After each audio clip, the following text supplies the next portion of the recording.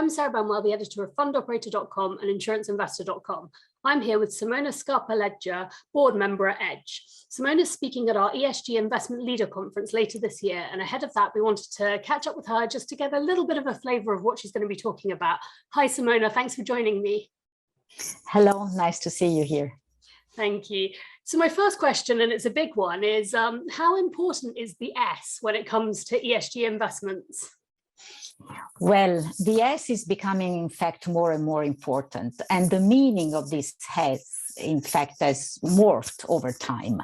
At the beginning, it was meant more as a human right factor to be analyzed, whereas now it is more importantly turned into something that is related to the impact that a business or an organization can have on people, and namely on the impact on employees, on the investment that companies do on employees, on how diverse is the workplace, on the impact on the community, on the health and safety on products, and also on the impact on their supply chain. So it's much broader and much more material than what it was meant before.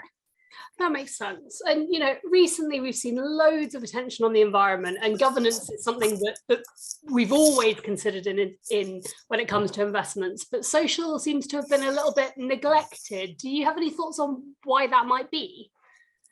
Well, most probably it is because it was difficult, and still it's not as simple to measure.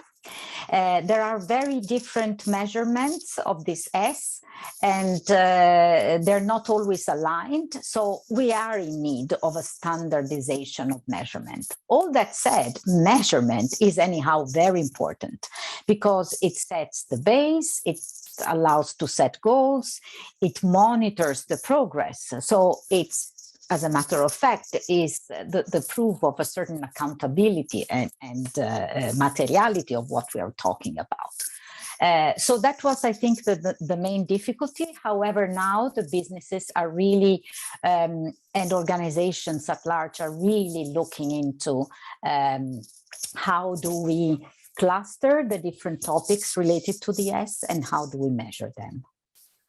Great, and that leads me nicely into my next question, which is, you know, how can insurance investors and other institutional investors go about defining and understanding social factors in the context of the investments that they're making? Well, as long as they are really understanding now how the S is important, there are a couple of pillars in the analysis that the investors could do to understand where an organization stands in terms of the S. So first of all, they should see that there is a roadmap that the organization has put in place to make sure that the S is taken properly into account, so that there is an assessment of the materiality of the S connected factors, that there is a consistency between the company or the organization strategy and what has been highlighted by the assessment of the materiality of the S, that there is a strategizing of these factors into the plans of the organization, and ultimately that there are actions that tackle those points so that they really can walk the talk. And since there is now a clear correlation between taking S seriously into account and the performance of an organization, not yet a causality, but definitely a correlation, this should be really a point of attention, because organizations that have the right talents, who are retained, who are committed, and who express different dimensions of diversity, definitely those organizations perform better. So it's also a risk mitigation for investors, just to give an example, but there is much more.